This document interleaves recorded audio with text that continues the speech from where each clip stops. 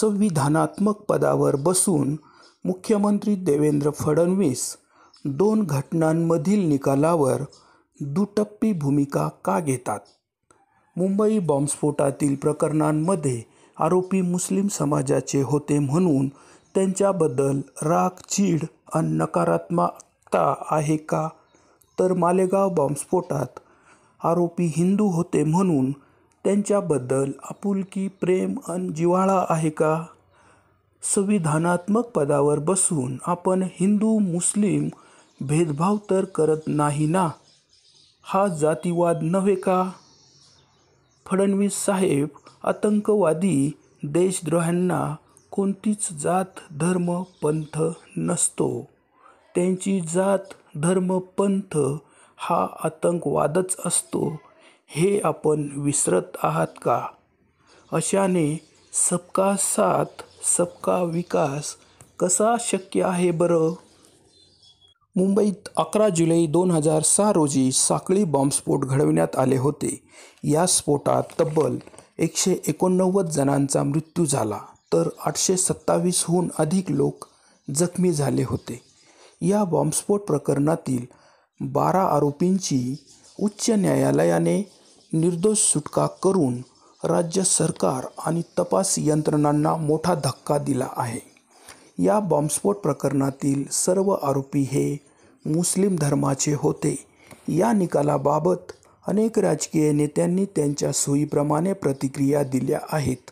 त्यात संविधानात्मक पदावर बसलेल्या मुख्यमंत्री देवेंद्र फडणवीस यांची देखील प्रतिक्रिया होती.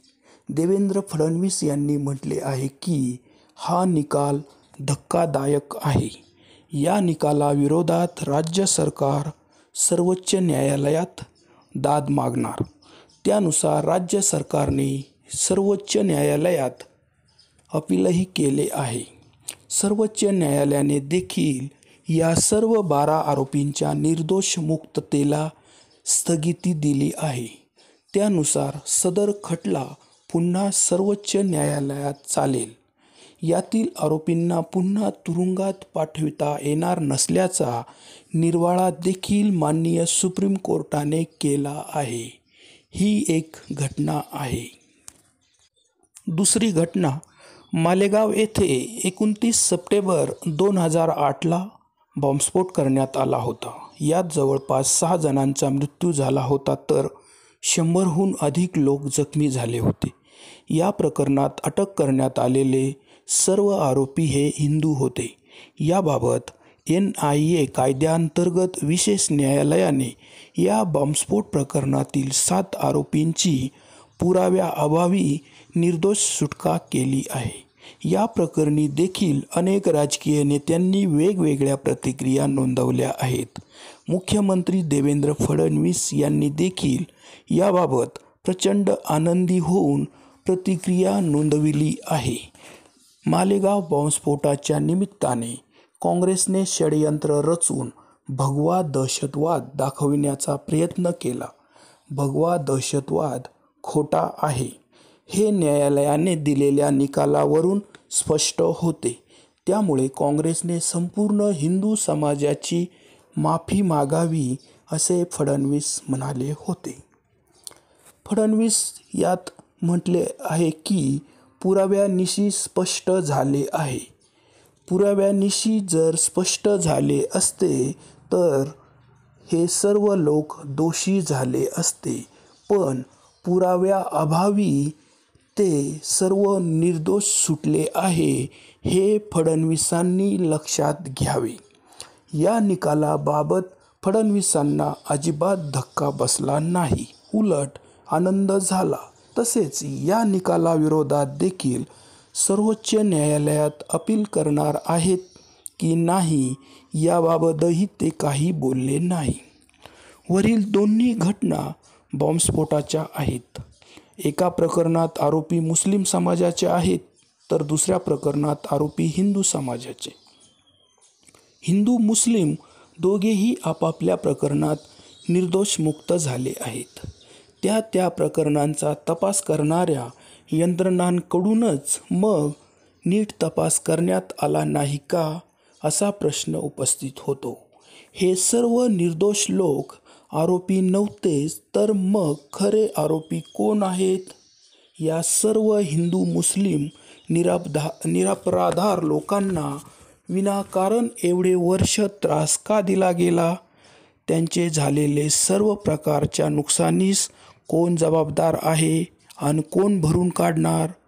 संविधानात्मक पदावर बसलेले राज्याचे मुख्यमंत्री देवेंद्र फडणवीस यांनी संविधानात्मक पदावर बसून 2 घटनांबद्दल वेगवेगळे सोयीचे वक्तव्य करून पदाचा अपमान तर केला नाही ना? संविधानात्मक पदावर बसून सोयीने वक्तव्य करून राजकारण करणे हे काही योग्य नाही. आपल्या नेत्यांना खुश करण्यासाठी आपण हे सोयीची राजकीय भाषा बोललात, पण आपल्या या दुतोंड प्रतिक्रियेमुळे राज्यात वेगळाच मेसेज जातो. हे आपण का विसरत आहात? एका प्रकरणात आरोपी मुसलमान असल्याने त्यांच्याबद्दल दुःखी होतात, धक्का बसतो आपल्याला, अपिलाची भाषा करतात, आणि दुसऱ्या प्रकरणात आरोपी हिंदू असल्याने आपल्याला धक्का न बसता आनंद होतो. नेहमीप्रमाणे काँग्रेसला आपण शिव्या शाप देतात, अपिलाबाबत चकार शब्द बोलत नाहीत. एका जातीला जवळ आणि दुसऱ्या जातीला लांब ठेवणे हा जातीवाद नाही का? सांगा बरं साहेब, राज्याच्या महत्त्वाच्या पदावर बसून हा भेदभाव करण्याचे विचार तुमच्या मनात येतात तरी कसे हो? या राज्याचे प्रमुख आहात तुम्ही. राज्यातील हिंदूंना जसे तुम्ही आपलेच वाटता तसेच मुसलमानांनाही आपलेच वाटले पाहिजेत. इतर सर्व धर्मीय जातीच्या लोकांना तुम्ही आपलेच वाटले पाहिजेत. अशी तरी भूमिका ठेवा पदावर असताना. पदावर नसल्यावर काय राजकारण करायचे ते करा हो, पण पदाचा मान ठेवा. हे राज्य, हा देश धर्मनिरपेक्ष आहे. संविधानाने ते चालतो. गुण्यागोविंदाने सर्व लोक येथे राहतात. आतंकवादी, अतिरेकी, देशद्रोही यांची जात ही फक्त आणि फक्त अतिरेकी, देशद्रोही हीच असते. अतिरेक्यांना कुठलीच जात धर्म नसते हो. अतिरेकी देशविघातक कृत्य करतात तेव्हा त्यात हिंदू मुस्लिम हे दोघेही भरडले जातात, चिरडले जातात, यांचेच नुकसान होते. सर्वपक्षीय राजकारणी वेळोवेळी वादग्रस्त विधाने करून राजकीय पोळी भाजून घेत असतात. राजकारण्यांची देखील जात फक्त आणि फक्त सत्ता संपत्तीशीच जोडलेली आहे. म्हणूनच तर भ्रष्टाचाराचे काय अगदी देशद्रोहाचे आरोप झालेले असले तरी ही लोक सत्ताधाऱ्यांच्या मांडीला लावून बसतात. सर्वपक्षीय राजकारण्यांना सत्ता संपत्ती हा तर धंदाच झाला आहे, पण देशातील सामाजिक सलोखा बिघडणार नाही याची सर्वांनी काळजी घेणे गरजेचे आहे. मग तो हिंदू असेल, मुस्लिम असेल, ख्रिस्ती असेल, बौद्ध असेल, या सर्वांना तेव्हाच वाटेल की सबका साथ सबका विकास होत आहे.